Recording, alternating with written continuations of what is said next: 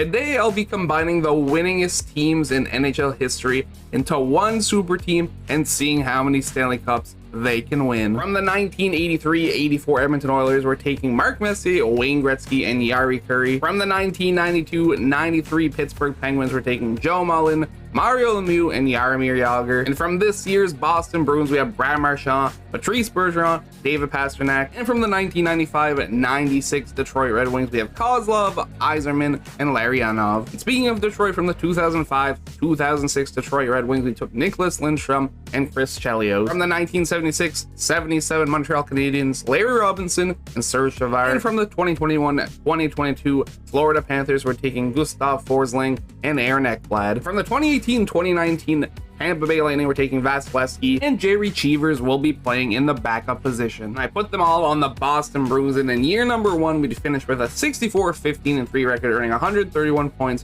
for first in the entire league. And you would think with all the talent on our team that we'd at least get one 100-point player, but that was not the case. 93 points for Gretzky led the team. Lemieux had 92, and Jagr and Kurri tied for third with 83. It would be Gretzky leading the team in goals as well with 53. Lemieux had 48, while Pastrnak had 37. I guess it was the Toronto boys' year, as 114 points for Nylander led the league, while 75 goals for Matthews led the league. Seems a little excessive, don't you think? And if you look at goalies, Vasilevsky led the league in wins with 46, and he even got second place on Tampa Bay with 44. Now it's the fun part, the playoffs, where the game goes wacky and you never know what's gonna happen. And the boys would get it done no problem. The Boston Bruins are your Stanley Cup champions, beating the Dallas Stars in 4 games in the finals. Unsurprisingly, Wayne Gretzky wins the Conn Smythe.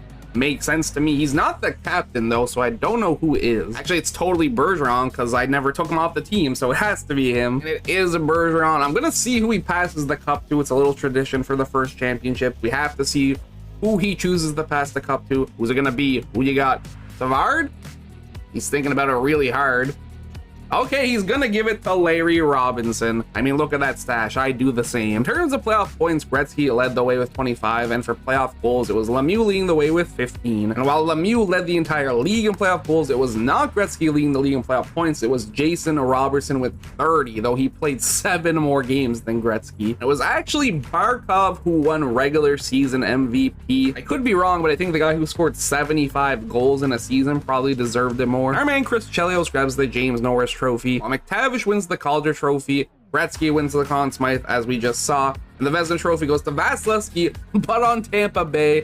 And our Vasilevsky grabs the William M. Jennings Trophy. Year number 2, we have a worse season overall, but we're still number 1 in the NHL with a 16-19-3 record, earning 123 points. And this time, Wayne Gretzky absolutely popped off, 116 points to lead the team, while also leading the team in goals with 68. No one else even had 40. And while Gretzky's 68 goals was good enough to lead the NHL, it would be Connor McDavid, Nathan MacKinnon, and Mikko Rantanen all time to lead the league in points with 119. Vasilevsky is still the winningest goalie in the NHL, 53 wins. The closest was Ullmark with 41. Boston versus Toronto in the first round. I think it's safe to say we're winning this, no problem. I'm getting too many Vietnamese flashbacks just looking at this. Yeah, they couldn't even put up a fight. It was a sweep. And while we beat Toronto, no problem, we're actually on the brink of elimination for the first time today against the Buffalo Sabres. Screw you, Tage Thompson. We're on the brink of elimination. We're gonna go to the fancy sim to see if we can get the job done. At the end of the first, it's 3-2 Boston, and Buffalo stole Charlie McAvoy from Boston. I put all of Boston's players in the free agents because I didn't want them to just be sitting down doing nothing. And they stole Ullmark too. I just realized that. They literally said, I guess we'll just become the new Boston Bruins. Second period, 4-3 Buffalo now. Skinner and Krebs scoring. Time is winding down fast, and we can't find one goal. There it is, Mario Lemieux on Ullmark.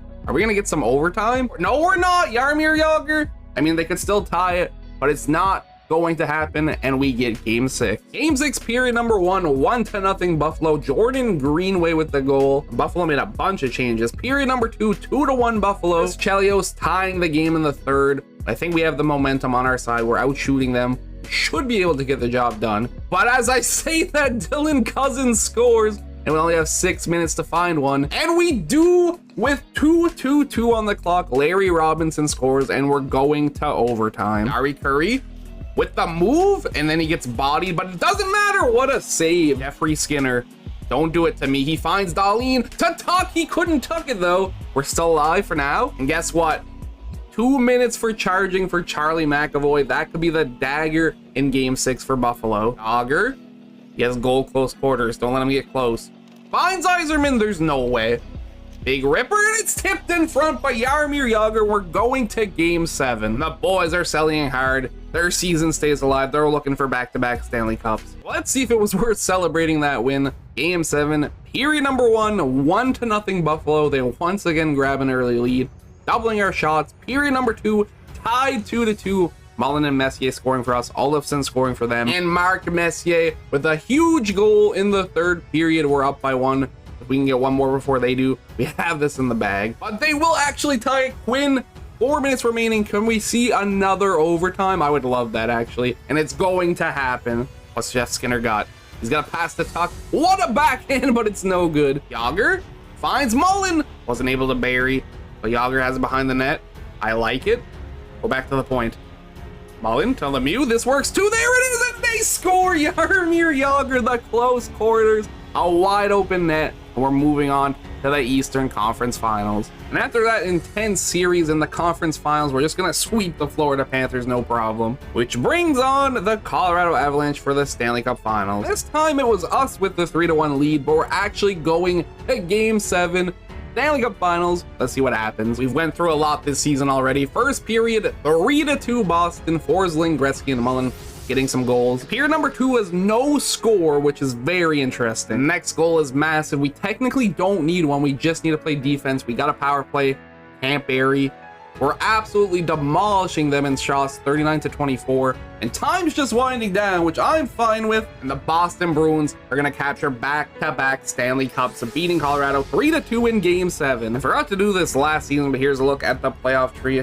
We swept Toronto, we swept Florida, and then we had 2 intense 7-game series. It was Jaromir Jagr leading the team in points with 30, as well as leading the team in goals, tying with Gretzky with 14. And Vasilevsky is kind of a liability by the looks of things. I mean, we still won, but an .878 save percentage and a 3.58 goals against average, not great. Achievers was even worse. If we look at the entire team, it was actually Nathan McKinnon leading the league in playoff points with 36, as well as playoff goals with 19. Looking at awards, it was McKinnon who won regular season MVP, while Chris Chelios grabs back-to-back James Norris trophies. Shane Wright is your Rookie of the Year. Gretzky gets back-to-back Conn Smythe trophies, while Linus Ullmark on Buffalo wins the Vezina, and Vasilevsky wins his 2nd William M. Jennings trophy. Year number 3, we're looking at a 62-19-1 record, 125 points, once again finishing first in the entire league. We also had 2 100-point players this season, both on the same line. 108 for Gretzky led the team, while Mark Messier had 106, with Gretzky once again leading the team in goals with 61. And unsurprisingly, he had the most wins in the league once again. And it would be Tage Thompson leading the league in points with 109, one more than Gretzky. While Gretzky's 61 goals was good enough to lead the league, Ovechkin was the closest with 57. And the Buffalo Sabres are definitely our rivals as we're facing them in the second round once again.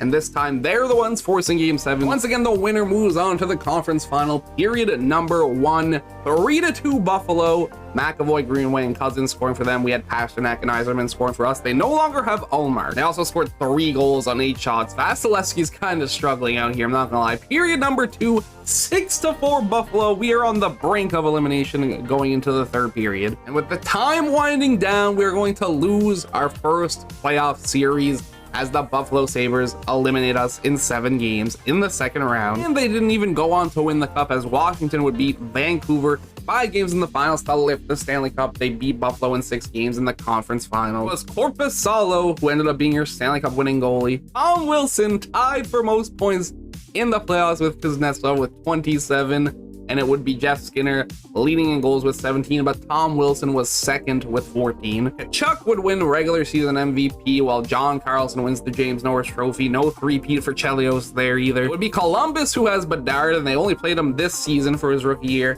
He wins Rookie of the Year, and put this picture in the Louvre. Conn Smythe Trophy winner, Tom Wilson, while Spencer Knight wins the Vezina Trophy and Georgiev wins the William M. Jennings Trophy. So even though I turned off salary cap, I still couldn't sign 2 players back because it said I didn't have enough cap space. So we lost Joe Mullen, we lost Kozlov. The boys still get a 60-win season, a 60-20-2 record, earning 122 points, finishing first in the entire league for the 4th straight year. Gretzky would lead the team in points with 118, while also leading the team in goals with 60. It would be Connor McDavid leading the league in points with 119, one more than Gretzky, while Nathan McKinnon would score 71 goals to lead the league. We've had 2 70-plus goal scorers this simulation, and it has not been Wayne Gretzky either time. And the boys are back on top. The Boston Bruins are your Stanley Cup champions that are beating the Dallas Stars in 6 games in the finals. The pretty tame playoff run. We beat Buffalo in the second round, this time in 5 games. As you can see, the closest series was in the first round against Pittsburgh. It went to 7 games, but we dominated in game 7. Not only did Gretzky lead our team in points and goals, he also led the league in points and goals. We did not have a single MVP on our team so far. Connor McDavid wins regular season MVP, while Adam Fox wins the James Norris Trophy. Gretzky gets his 3rd Conn Smythe of the day, while Kochetkov gets the Vezina,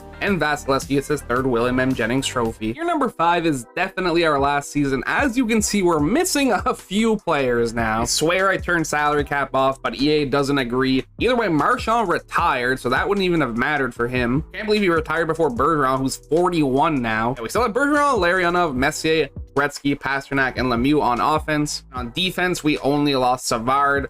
While in net, we also lost Mr. Cheevers, and we replaced him with Peter Mrazek. I mean, it's their first season not on top of the league, but they'll settle for second, a 55-21-6 record. They earned 116 points. They're only 3 points off of tying for first place. And Gretzky's best season yet, 133 points and 68 goals, both numbers leading the team. And he still didn't hit 70 goals, though. It's crazy that 2 other people did when he couldn't. And unsurprisingly, his 133 points is good enough to lead the league. Same for his 68 goals. Matthews was the closest with 53, and he's now in the Vegas Golden Knights. That is kind of disgusting. Sadly, the team is a sinking ship. We're down 3-0 in the first round against Tampa Bay. We're gonna fancy sim probably for the final game. They're up 1-0 at the end of the first. Patrice Bergeron buries at 79 overall. They're up 3-1 at the end of the second. I'm just gonna press the A button to end the game, and it's tied 3-3, so I guess I'm not. We're going to overtime. Hagel finds Point, who finds Milano on the rebound. Is Braden Point, and they will sweep the Boston Bruins, which means our day